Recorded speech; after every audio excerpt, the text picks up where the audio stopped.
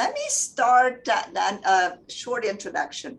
Most of you know about this, but it's good to review. So I'm Marisa Marques. I've been the president of the UAB chapter of AMWA since August of 2019. So it's coming up to 3 years, and I need a replacement next year. I'm planning to retire, so anybody that might be interested in doing this would be wonderful. So I try to go to these sessions whenever they happen, these Dean's Excellence Award sessions. I like to see people being celebrated and being recognized. So when I was there on May 24th, and I realized this year, it wasn't, didn't seem like everybody was invited. It was not an open invitation, but I had nominated someone, one of the guys actually, that received the award, Eric Wallace, because he's part of our Latinx association. So as I was there and I was looking at the list in the brochure, I realized that there were a lot of women's names. And since we're the AMWA, I thought, oh, this is interesting. So I went home and I counted. I said, oh, 18 people. Let me see how many women. 13. I said, well, that's a big number. Since this, I looked at the previous years, and this is the highest we've been, the percentage of women that we've had in the last 3 years. So I made that calculation. I don't want to bore you with that. So for those of you that don't know exactly how this process happens, which is probably everybody knows, anyone can nominate anybody for these Dean's Excellence Awards. And the important part of this is that any one of your colleagues, anybody that you work with that knows that you deserve one of these awards, it should be the ones nominating you. Or conversely, you should be thinking of nominating other people. If we don't help each other, or if we don't help people know how good others are doing, we can complain that people are not being recognized, because we are part of the solution. So that's my pet peeve for today. The other part is that the awards in the different categories are divided in junior and senior. And so junior is for anyone at the level of assistant professor, and senior is at the level of associate professor or professor. So today we have of the people that I invited, all 13 women that received awards this time. Most of them responded. Not everybody could do it today, so we're going to have another session in August. I was very happy that these 5 wonderful people that are speaking today were available today, because I wanted to do something before the beginning of the next academic year. So today we have 3 seniors and 2 juniors. So it's a good mixture. They're also in different categories: mentorship, teaching, diversity, research. So it's very exciting to be able to hear from you. So before I ask Sheetal Gandotra to speak, because Elizabeth is not here, guess she's busy, that's okay. I'm gonna tell everyone what I asked them to prepare, which according to Morissa was a hard homework, but I told you why I was doing that. So I asked them to start, each one of them, to start by telling all of us, because we don't know exactly what was written in their nomination letters. So then they were awarded, they received these awards. Because in reality, there are a lot of nominations. A few years ago, I received one of these awards in teaching. And then the following year, I helped to pick the awardees for the winners for the following year. And there were so many applications. It was actually very hard to pick. There were like 8 for 1 or 9 or 10 for 2. It's not easy. So I asked them to read what somebody wrote about them. And that's because I want for all of us, young and old, to remember to be assertive and not be shy and say, oh, I don't know how I got this award. I have no idea why, because so many other people could have received it. Now, everybody that receives these awards do amazing things, and we need to learn. Hey, how are you? We need to learn to recognize that for ourselves. Marissa, you are not muted.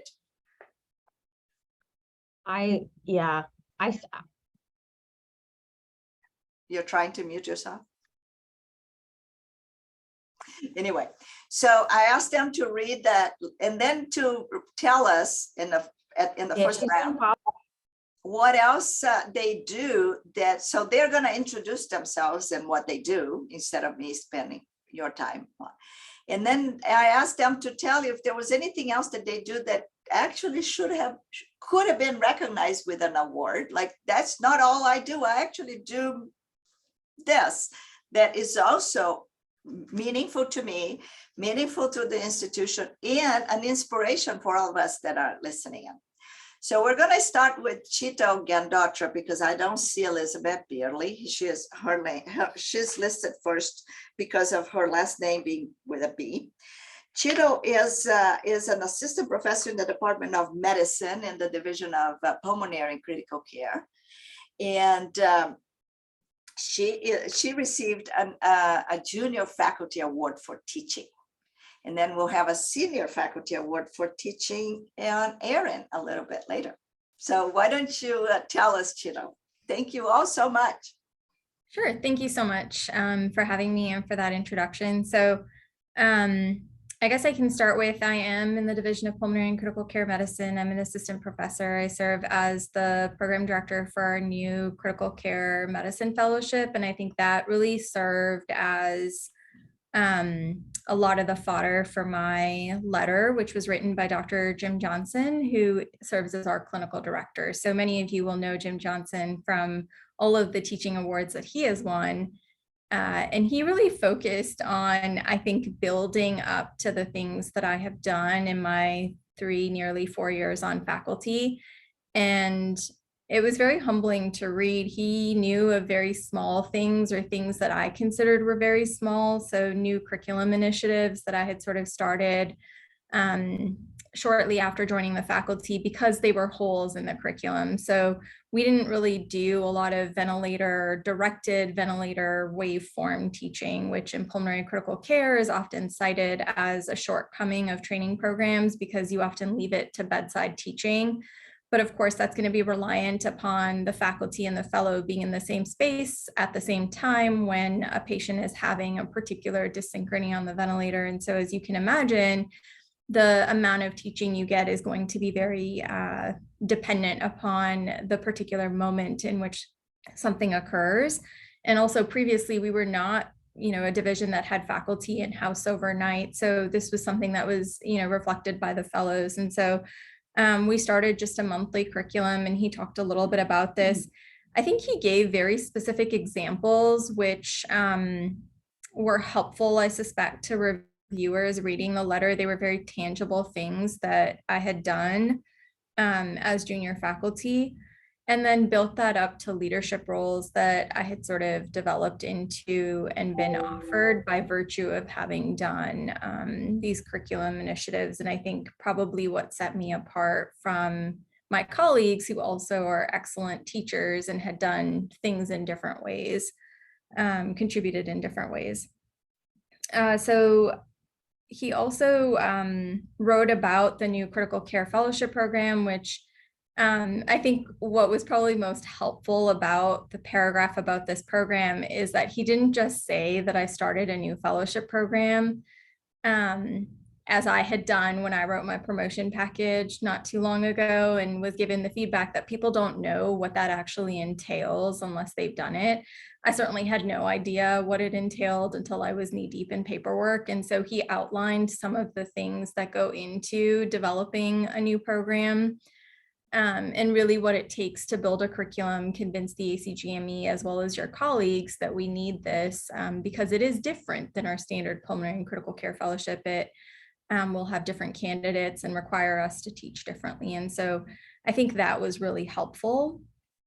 I think in terms of new endeavors, I think there were some things that he just didn't know about. So we're using the critical care fellowship program as an opportunity to build a multidisciplinary curriculum that will actually be directed towards all of our critical care fellowships. So it's a partnership that I'm leading with anesthesia critical care, trauma critical care, neurocritical care. Who am I missing? I think that's everybody. So it'll be the 4 fellow, us and pulmonary critical care.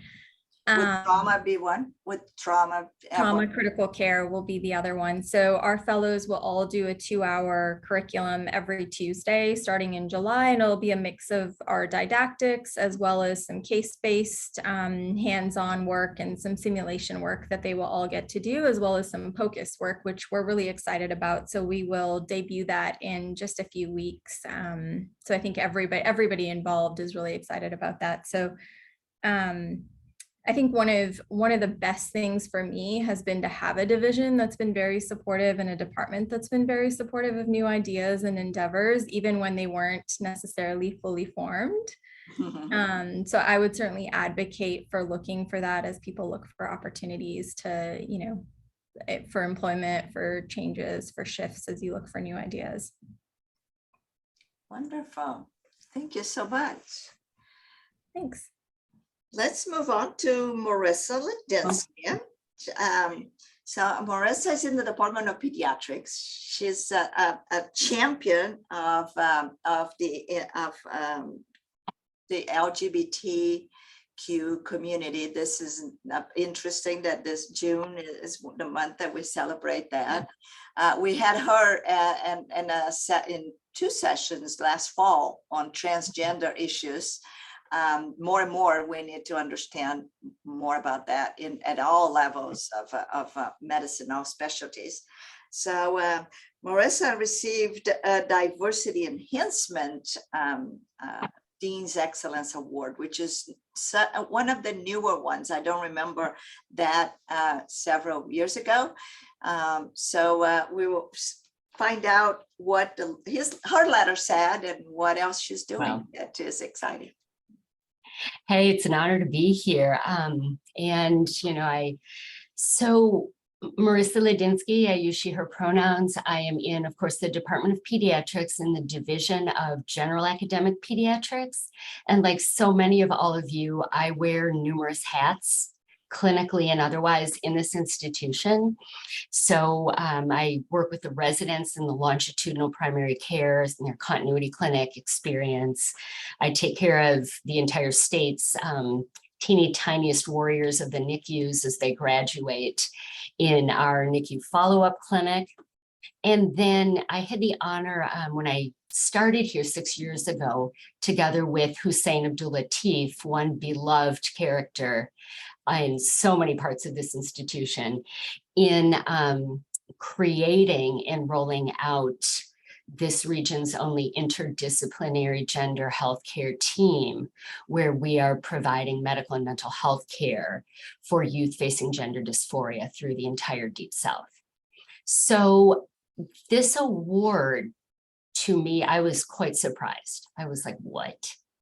And was on my I learned a fair amount through being honored with this as to how or why it came about. And, happy to pass on what we can learn.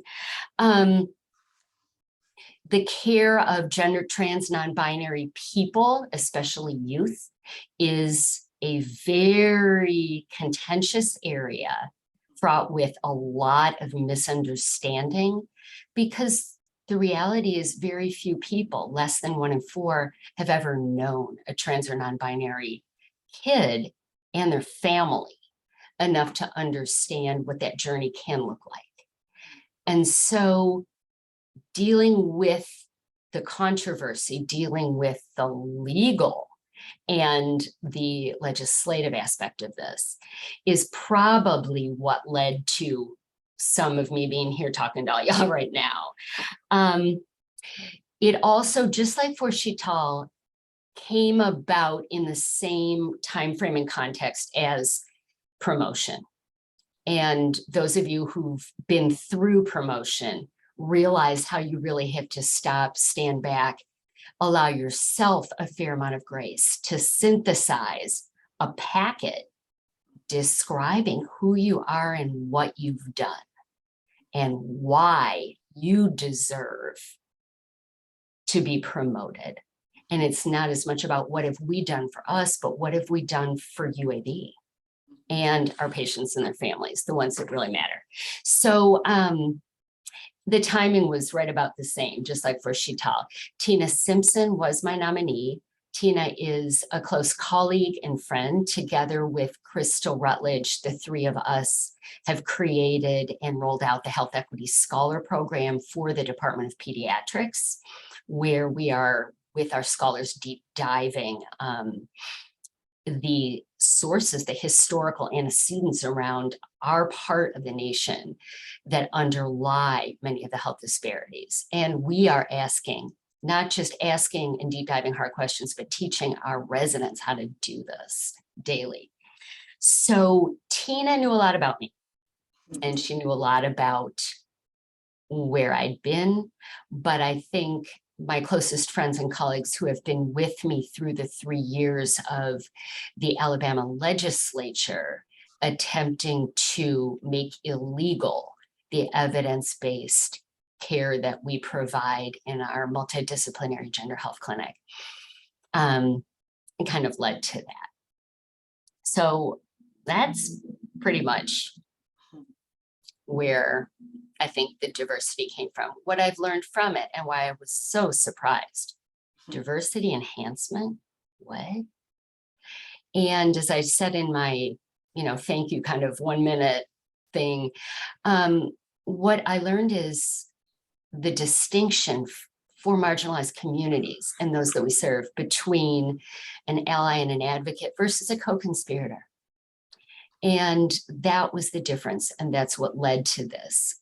Co-conspirators are those who work alongside marginalized communities towards certain goals, but not just working and taking the lead from those who we are trying to make a better world for. It's putting themselves on the line for the communities we embrace. And I guess suing the state's leadership and testifying for an hour and a half in federal district court on behalf of all of us and trans youth, now I understood better. There you go. Do you want to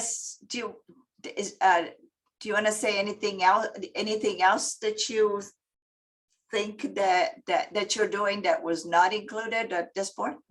Not yet. Oh my goodness. I couldn't tell you. It's okay. It's been quite a blur. There's been a lot of media work. There's been a lot of, thank you. There's been a lot of working with families, working with the legislature. I mean, it's been a full-time job meeting. They didn't expound on it, and that's fine, but understanding and better articulating how we as physicians have a super powerful voice in policy engagement and in legislative advocacy. And the sagas are deep. So there you go. Thank you. This is very, very educational and inspiring. Our next speaker is Erin Snyder. Erin, I've known Erin since she was a student here at UAB. She's professor of medicine, and she received a teaching award for senior faculty, which makes me ancient if you're senior, Erin. Thank you so much, Marissa, for organizing this and for just recognizing the amazing talent and accomplishments of our female faculty. Yes, I am somehow a professor of medicine in the Department of Medicine and General Internal Medicine, and like Morissa and Sheetal, went up for promotion just a couple of years ago, and I think that's a great time to have everything out there on paper that someone could pull from to write a letter for you. I was nominated by my division director, Carlos Estrada, who has been a mentor and really a sponsor for me since I joined faculty. And so because he's my division director, I think he's aware of almost everything that I do and sort of how it takes me from place to place and sort of my journey in the sort of life of a faculty member. So I am a primary care physician and the assistant program director that's really kind of overseeing the ambulatory curriculum for our medicine residency program. And really over my 16 years on faculty sort of has become my MO is the person who stands up for ambulatory care in a really inpatient heavy program, and who is constantly encouraging and cultivating the next generation of outpatient internists, whether that's general internists or subspecialists, really trying to sort of push everyone to realize the joy that comes from outpatient practice. So in my letter, he sort of followed that thread from things curricula that I have developed, clinics that I have started, and the scholarship that has come out of that up through sort of the number of trainees that I've mentored. He actually added up all of the people that I have sort of advised or worked with to be 175 years of mentoring and advising students, residents, junior faculty, which really blew my mind, because I really am not that old, I promise. Yeah, right. But I guess if you add up, every single person individually, that's what it came to. So that just that adding up of years to me was really jumped out of me in my letter. And the other thing he did, some of the scholarship that I've done most recently is around gender bias and evaluations. And so explaining that, expounding on that a little bit more than what you see from a couple of publication lines in my CV, to talk about sort of the context and where that work might go to hopefully changing how we evaluate people down the road. So I felt like those were really important sort of things in my letter that honestly surprised me a little bit, just to have it all there on paper in front of me. And then I guess, what to add, I don't know that there was much to add. I am particularly proud of my work in mentorship and again, cultivating that next generation of physicians. So talking about where those people those 175 years of people have gone and what have they done, I am really proud of that. So, how many have gone on to, join the ranks of academic medicine? How many have stayed at UAB? How many have gone into primary care? All those things are really important and meaningful to me. And so again, I guess something else that I try to share when I have the opportunity. Just one thing that came to my mind, Marissa, as you were introducing us, just to say before I forget to say it, is that one other thing that we have done in general medicine is to create a award nomination committee. And I will be frank that I was at a workshop at a meeting and stole this straight from Emory because they did it. Okay. But they actually have a group within their general medicine division. We, I should say, have a group within our general medicine division to look at all of these requests for nominees for awards that come across, whether they're local awards or national awards, and think of who should we nominate this year, who should be in the pipeline for next year or the following year, and try to manage that process. And I think that really helps us to make sure that the great work that we're doing in our division is recognized nationally, but also if you do this intentionally and carefully, can help you to ensure that you're representing everyone in your division. So a really diverse group of people is on our nominating committee, so that we make sure we're putting up women for this. We make sure we're putting up people who didn't train at UAB and haven't been here their whole lives up for these awards. And really trying to share sort of the breadth and scope of everything that we do in our division. So I would encourage you, even as a very junior faculty member, to throw that idea out there. It looks like people are doing this across institution, which is great, but it's been really helpful for us to make sure we get multiple award winners, every year in the Dean's Excellence or in the our society awards. You got to nominate people in order to win. Right. People are putting comments there. Farah is saying that they also have that in their department. Morissa from Neurology, and then Christina from Pathology. For those of you that joined recently, what I asked the speakers to do is to tell us what was written in their letters, because they received copies of the nomination letters that led to them receiving the Dean's Excellence Awards. And also if there were other things that were not included that they're proud of. I always have multiple intentions in everything that I do, usually all good intentions. My first intention, first and foremost, I always worried that when something like when the Dean's Excellence Award, for example, are announced in our huge institution, not everybody becomes aware, and not everyone, like these amazing women that are here today, are recognized widely for what they do.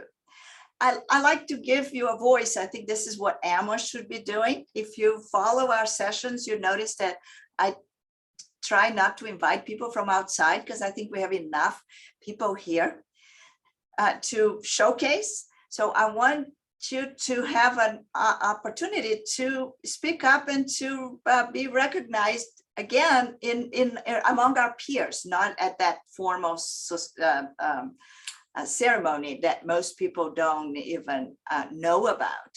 And then there's in the synopsis or an email. I realize I'm probably the only one that reads every email that I receive, because many people don't, and that's okay.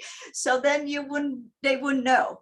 But the second intention for this is because all the other people that are listening in can take something. You're all giving great ideas for the ones that are starting their careers, that want ideas to build. My goal is for everybody to be promoted to professor smoothly as soon as the timeline permits. And to those of us that have already been promoted, later on we can have the ideas of helping the other ones, bring people up one at a time. And this idea that Erin gave of the Department of Medicine, we don't have that in our department. I see several people from Pathology. That's wonderful.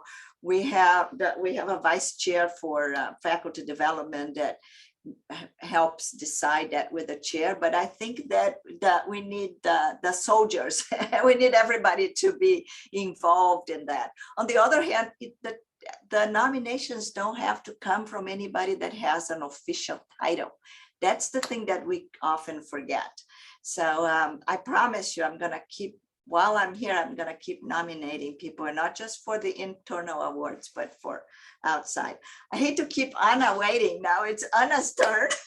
Anna is an assistant professor in the Department of Radiology. And I remember from the ceremony how much she's done also. She received an award for research, and we're going to hear from her next. Thank you. I'm humbled to be up here with the rest of these women. It was really, really fantastic at the award ceremony, listening to everything that everyone has accomplished. And so So I'm Anna Sorace. I have a joint appointment in radiology and biomedical engineering, and I have a research program that focuses in translational cancer imaging. So I run a basic laboratory where we do preclinical and biological studies, as well as work towards translation and implement clinical trials in imaging and oncology applications. And so so research is a little I would say a little bit maybe more straightforward in things that they expect to have within the letter. And of course, the letter detailed out things that you can pull really clearly from your CV, right? So research has to have things like publications, has to have things like grant funding, and then has to have things like invited lectures. And so that was all outlined in a quantitative manner of how much was how much of these different aspects of our job were highlighted and with specific numbers. So I was nominated jointly by our Vice Chair of Research and Department of Radiology and the Vice Chair of Education in the Department of Radiology. So that's Susie Lappy and Desiree Morgan. And I'm really fortunate within radiology to be surrounded by fantastic female leadership that really have that really promote excellence from within and do a wonderful job of highlighting individual accomplishments, no matter how small or large those are. And so I feel I very much I enjoyed the opportunity to read what they wrote about me, and similar to what Sheetal had said, and I think others had said before. So we spent the last 2 years, putting together my my promotion and tenure, package and letters and in research and service and teaching. And so the department, our department takes a year to help you to write these. And then the next year expands and helps you to optimize your letters. So it was a really important self-reflection opportunity. I mean, of course, we're in academic medicine and so it's kind of part of the gig, right? You have to do that, but it certainly was self-reflection. So I had the opportunity to say, okay, well, what is unique about me? What sets me apart, and how am I benefiting UAB from what I do? And so I think aspects of that were included within this letter, and as well as expansions. And so 3 key things, along with obviously just grants and publications and talks that were outlined.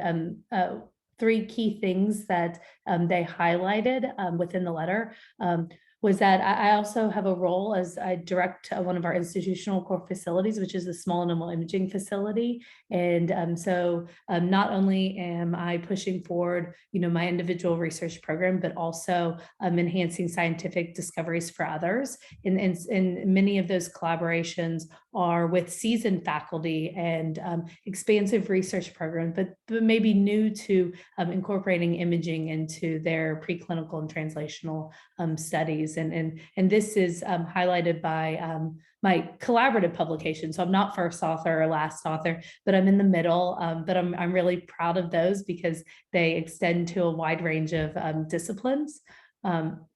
Then the other things that they specifically highlighted was that also along with research is there is a role of mentorship and teaching within research development. And so they highlighted that I was, a knowledgeable mentor, which is recognized internally and externally. And that is something I'm really proud of. And I really appreciated that they were able to kind of pull that out and put that in there. And then the last thing was the translational aspects of my research program, which is we do very basic work, but we really strive to make an impact clinically and push those the best and the brightest of the imaging technology we develop in oncology applications into clinical trials. And that was one of one of the reasons I went into this field. And so I was particularly excited that they highlighted that within the letter. I think I think we all put together, it's very rarely research and teaching and service like in separate or diversity. I mean, obviously there's a research component to that and a service component to that. And so I think it's important to highlight it's a merge of all three, it's a merge of all three, even if you're being put up for one category. The other thing that I want to bring up is some of these invited lectures that they highlighted when the pandemic started in 2020. I was a few years into a faculty position, but only 1 year into my faculty position at UAB, I transitioned from University of Texas at Austin. And I had a number of invited lectures canceled, right? So we couldn't travel, we couldn't do anything. And I knew that promotion and tenure was on the horizon. And so, I talked with people, I talked with leadership within our group. I was like, these lectures have been canceled. I know this is important for me as I continue to make advancements in my career. And they really helped to advocate for me and in identifying people for lectures, as well as I advocated for myself. I would email someone at Memorial Sloan Kettering. It's like, we've talked before. Is there if you're looking for someone to give an external lecture, I would love to be considered. And that really, I think, helped me to continue to create a national presence in a challenging time as a junior faculty member. And so I think that was important. And then they within the letter they highlighted just the role of connecting different departments together, because I do have, a 75% appointment in radiology, but I'm 25% in biomedical engineering. And so just connecting departments together and helping to create, an internationally recognized program, not just my own program, but kind of jointly as a whole. And so it was very nice to read, and also highlighted what's been previously mentioned, that we need to put each other up for these awards, whether they're local at UAB or local community wise. Someone had put me up for a Birmingham Business Journal Women to Watch. And so, which was really nice. It's not really an academic award, but it's someone else had put me up for that, and that was really nice. And so I think we need to continue to identify people, and maybe particularly this group is a nice opportunity to identify people within the school that we can push forward for these nominations. So, but I'm happy to answer any questions. Thank you so much. Why don't we ask if anyone has any questions for you before we go to the second part? Anybody? This has been wonderful. You guys are amazing. Any questions from anybody? Any comments? I hope you were making notes of things that we can do by being inspired. Hi, everyone. I can't turn on my camera right now, but I wanted to quickly comment and say, yes, you guys are absolutely amazing. And also comment in saying that it's okay to advocate for yourselves and asking to be nominated. I think there's a lot of awardees that kind of solicit these nominations, and you can do that for yourselves, especially if you feel that you are not doing a lot, contributing a lot to your department and to UAB, and somehow you're being left behind and not recognized. Actually, good point, Farah. I think it's, for me, it takes more energy sometimes to remember who deserves, because we meet so many people, we meet so many good people. We don't want to nominate someone and then say, oh, I should have nominated somebody else because, but if someone reminds us of their perfect fit for that particular award. And let me say, it's not because we all need to be awarded, but we're in an academic institution where it helps you feel happy and stay and do more when you're recognized. It's not that we need awards because we like plaques or we need titles. The point is that unless you get these awards and you're known by people, then you're not able to be promoted. And if you're not promoted when others are being promoted, and then it doesn't make you feel as fulfilled as you could. So I'm not saying everybody needs to get everything the same and get awards and medals, but it is part of it's part of why we are it's part of being in an academic environment is being promoted. And in order to be promoted, it helps a lot to receive these awards. So it's one thing leads to another. Any other comments? Not, I will ask. Sheetal can start again. Is there any advice that you would like to give to the ones that are here, and for others to receive an award in the teaching category, since you received an award in teaching? What do you, so there are, I know several of the people here in the group, some have already received teaching awards, some should in the future. So what would you tell them? You and Erin will be on the teaching advice. I'm curious to hear what Erin has to say about this, because I, for one, don't think I did this intentionally. I think I was very fortunate in how things worked out, but I would highly advocate. We all do so much teaching and have so many curriculum focused initiatives, at least on the clinical side, which is where I was, that I would very much so advocate for people trying to make those as tangible as possible, whether it's like a one-page sheet that sort of describes what you do.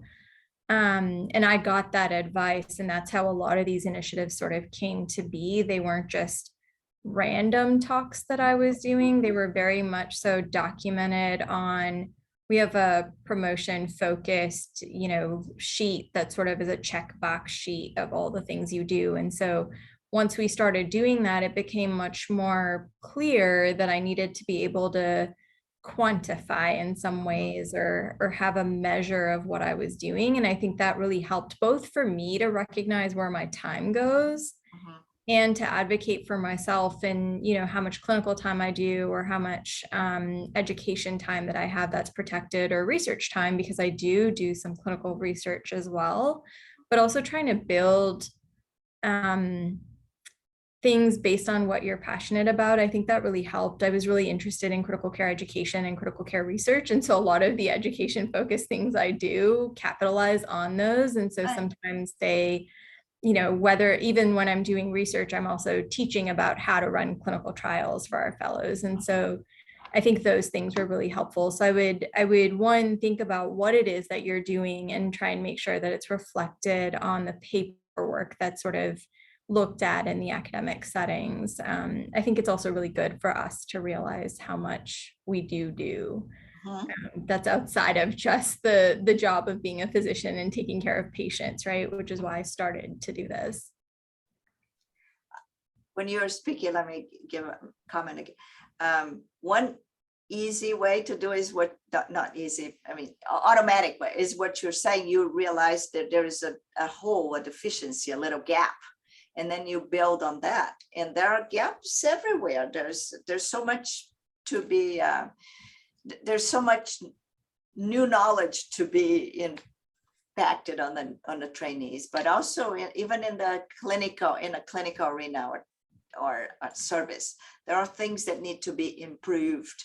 So you can do that as, this is the baseline, I'm doing this, and now this is what we got. Any questions for Sheetal? Morissa, I'm sorry. What would you give, which advice would you give in the area of diversity enhancement? So to build on Sheetal, and it's passion, no question.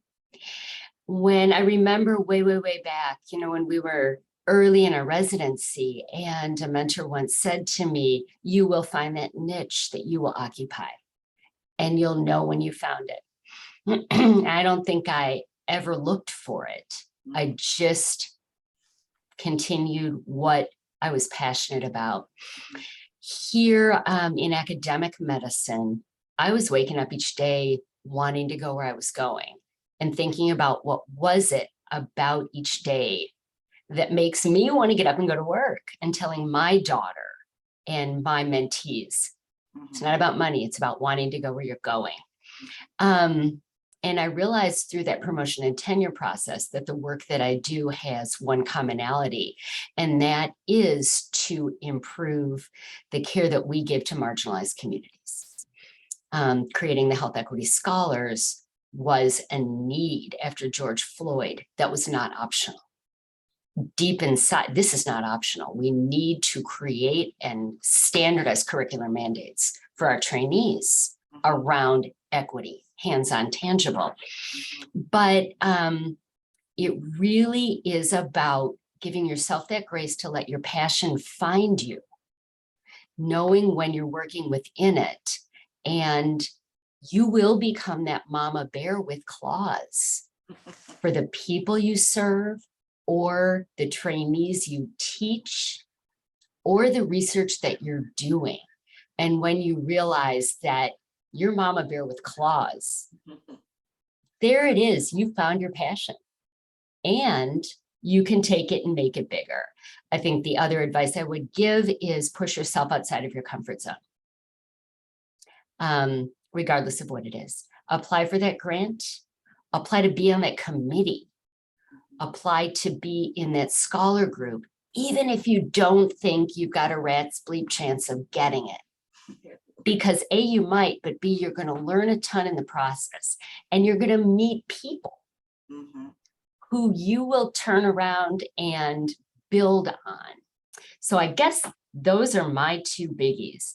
Ask hard questions, and if you see gaps, like Dr. Marques is saying, gaps where they exist because nobody's asking the hard questions, ask them and find out who is going to help you lead to an answer. Just don't call me Dr. Marques. I feel so old. Okay, well, oh, first name here. Just kidding. Those are great comments. I'm trying to be a good Southern person. Yeah. I'm from the south of Brazil, so I'm the southernmost here, and we're all friends. I'm from Wisconsin, but we've got to really stop and remember there was a time there were 3 Marissas on the Zoom call, and that's almost unheard of. Yeah, well, there are 3. Each one of ours. I have. There is the other one. But her name has 2 S's. Yours is an O and 2 S's. Mine is A and I. That's wonderful. Variation on a theme. Great.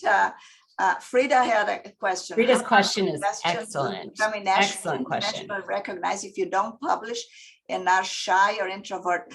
I don't know who is talking about being shy, Frida, but anybody wants to answer, Frida? I am 100% a shy introvert, and I think it's sort of building on what Marissa just said about what brings you passion. For me, once upon a time, I would really get excited, enthusiastic when I was working with my colleagues in my society, sort of regional society group. That's where I wanted to be. Those are the people that I would call or text randomly when, oh, this happened, oh, that happened. And so I was encouraged to run for leadership within that organization, and really had a giant imposter syndrome moment of, there's no way that, anybody's gonna vote for me. Or that do I really want to get up in front of this group and give a speech about why they should vote for me? But sticking your neck out there and saying, you know what, this is a group I think is really important. I want us to continue. I would like us to do more, bigger, better things, to actually just, suck it up and stand up and say that out loud in front of people. And then lo and behold, they voted for me and I became the Southern Regional President of SGIM, which wasn't huge, but I think was a step towards that national recognition that you need for promotion. And it's figuring out who your people are and trying to, help those people to do bigger and better things. That gave me the push I needed to raise my hand. And together with that, in those little niches that you may occupy. So Frida, I love that question because I totally see where you're coming from.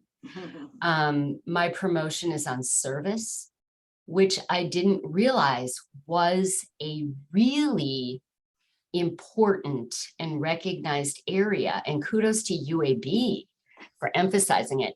But my tangible suggestion to Frida's question is this. Within our associations, so the American Academy of Pediatrics, there are sections. So I'm a member of the section on LGBTQ health and well-being. I also wanted to learn and better understand how I could impact the climate. So I'm, in the area with marginalized communities and uplifting health, understanding folks' lenses of lived experience is critical. And how can we better understand the lenses that we ourselves haven't walked in? So I joined the American Academy of Pediatrics section on health equity and inclusion. When there are Zoom calls for section members around the country, to jump in on those, join sections that match your interest, and read what's on those listservs. Look at the people on those listservs. Reach out to them. I'm doing this. I have a question about how you got to this. And that's how you're going to find people nationally who are doing what you're doing or what you want to learn more of. That was how I was able to build some of that, meaning it happened without, and then you see them at national meetings, which we can now start going to again.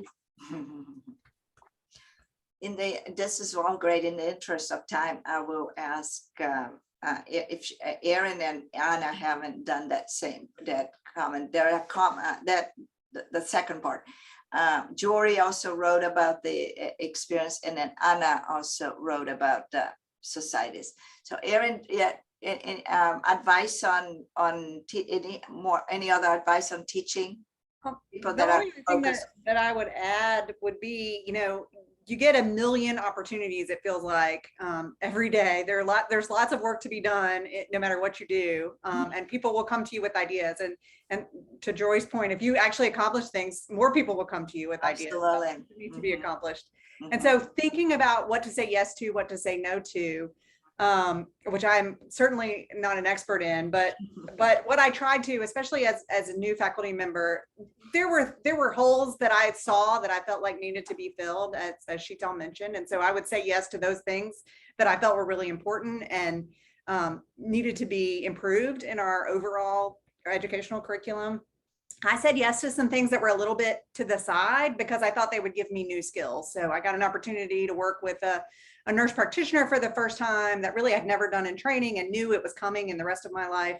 And so I took that as an opportunity to just learn how to work with a nurse practitioner and how is that going to feel different elsewhere. Of course, this was a long time ago, but anyway, so think about is this a new skill set that maybe this is not 100% of everything I'm going to do for the rest of my life, but it gives me a new skill. I can do it for 5 years and then I can transition off to someone else once I have that skill. Is it running a meeting? Is it leading a society? And then the other thing that I would say yes to is if it gets you a seat at the table. So again, back to that sort of introvert shyness, I learned somewhere along the way that if I could get a seat at the table with the decision makers and advocate for the parts of medicine that I felt were really important to advocate for, I would try to take those roles, even if they were a little sideways, or even if it was, I don't know if I want to do this other committee, but look who else is on this committee. And if I can sit at the table with this person and advocate for my area, then that's worth doing. Or if I can see how the sausage is made a little bit and see what gets into the medical school curriculum, then I'm going to sit on this committee for, developing a service learning elective, because now I get a better insight into what the medical education committee is like. So I think sometimes you're saying yes to things that aren't perfectly aligned, but it's a means to an end. So it gets you some exposure, or it gets you a new skill set that you can sort of take elsewhere. When you do that, try to think of your end game though. And so you're not going to stay on this committee for forever. That doesn't really match yourself, but you're going to stay on it for a time. And just one short comment on what you said, it just crossed my mind. If you're not sure if that would be helpful for you or not, ask somebody and say, check with a friend, check with someone who worked with this. Do you think this is going to be helpful? And when you talk to someone, sometimes you find the answer, but it helped you get through the different opportunities. Yeah. Wonderful. Anna, sorry, I don't want to be disrespectful to anybody's time. I have time, but I don't know how many more people have an opportunity to stay beyond 1 o'clock. So no, it's fine. And thank you. Area of research, and you already gave some suggestions, but any other suggestion for people that are focused on research? I would say one of the main suggestions from a research perspective is, if you're new to writing grants, you might have an amazing idea, but if it's not portrayed correctly or in the fashion people are traditionally used to seeing, sometimes it's helpful to have, someone or a committee that helps you learn the art of like grantsmanship. And so it is an art. You might have an amazing idea, even if it's a grant on educate, a grant focused in education, or a grant, focused specifically in research. That's all still research. And so sometimes just having, identifying people that can help, you to correctly portray your thoughts is important. And I think that's the main thing. Just find people that you can ask the silly questions. No, that's an excellent suggestion. It's not just writing. There is a format, and it seems like everybody enjoyed listening from to all of you. It was you were all amazing. I actually think 4 is the perfect number.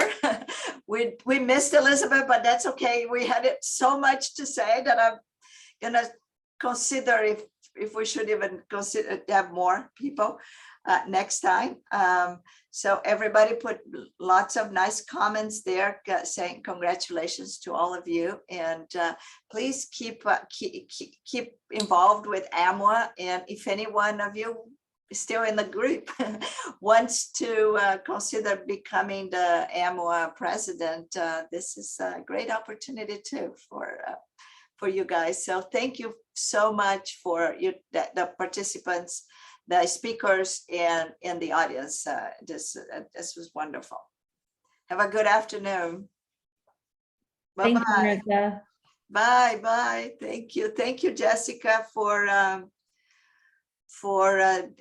organizing everything and recording it. You're welcome. Have a good afternoon. Thanks. You too.